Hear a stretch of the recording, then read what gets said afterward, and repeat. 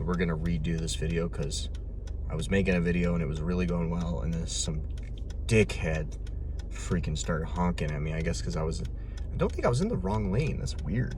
It was like I wasn't in the left lane. I was in the straight lane, I'm pretty sure, but I had to turn left because this freaking dickhead started honking at me. Fucking, this is why I really don't like it. Ugh. I feel like Patrick Bateman sometimes, man. That was like a Patrick Bateman moment.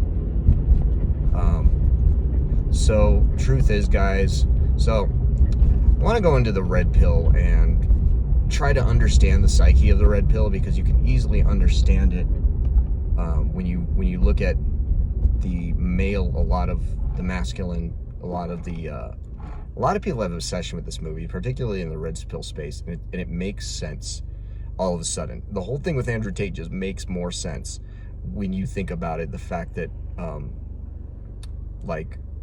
that a lot of guys are just identify with this character. He's grinding, he's working, he's gaining all this excess, he's getting rich, he works for Wall Street, so he's working he's like working an insane amount. It's a depiction of yuppie culture, and he goes insane.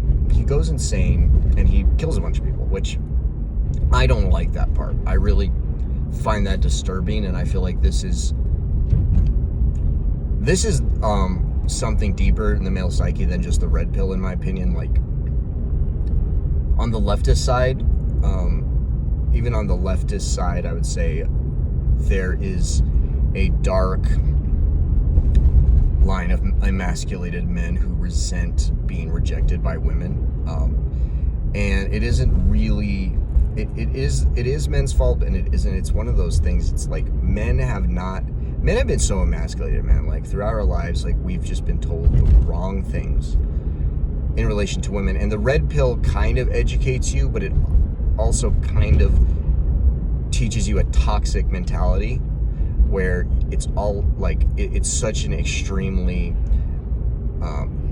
makes you go more towards the toxic side of masculinity, where you aren't interested in the feminine at all. You're kind of like, here's the answer. So you got to have a balanced view, and I feel like I'm saying that the red pill isn't very balanced. That's why I criticize the red pill. I criticize a lot of these creators, because while it's good to work on yourselves, I'm realizing that I've had a toxic mentality, that I've been a toxic person because of a lot of the beliefs that I've been told by the red pill, because none of them really have in reality like worked and helped me. Besides, like, I'm really working hard and I'm, dedicated to things, but it's not leading to a lot of satisfaction, man. Like, I just don't have relationships in my life, and that's what I need. And I feel like the red pill, it's like pushing me away from relationships. I've gotten stuck, like David Hannon says, I've gotten stuck a little bit in this mentality, and I find it hard to get out.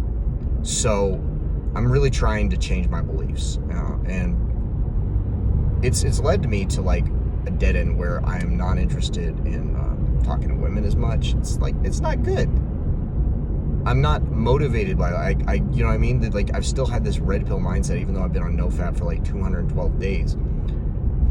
Is it really good to not have any relationships with women at all? And like, you kind of lead this shitty, yeah, exactly, like yuppie existence, like in American Psycho, where, yeah, because there's one scene where I guess he does have like, he gets like some, and he murders the people. I don't understand why this is looked at as a person that you would identify with. You're literally a guy who becomes a serial killer. Like, that's kind of disturbing to me that men identify with somebody who loses it and kills people. I mean, I get the kind of the premise, like, oh man, he's, because I've been there, guys. I've been there where I just felt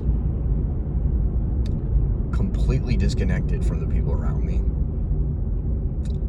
Like, because we do, it's true, we do live in this yuppie culture where we are so into ourselves that we don't really, we tend to not look into other people's lives. We tend to not be very open-minded, and like, I'm guilty of this too, but it sure sucks being that person from the outside when you try to like connect with somebody and they're kind of like, a lot of the time rejection it doesn't even necessarily happen where they say no. Sometimes it's like a subtle rejection. You know, a subtle rejection kind of sucks even more, I feel like, than a straight up. I'd rather be flat out rejected by a girl a lot of the time than have this shit that happens a lot to me where they just, I don't know, they don't want to hurt my feelings or something. And dude, it makes me feel like a pussy because I can just tell they feel so bad that they don't view me as a man that they don't think I can take it.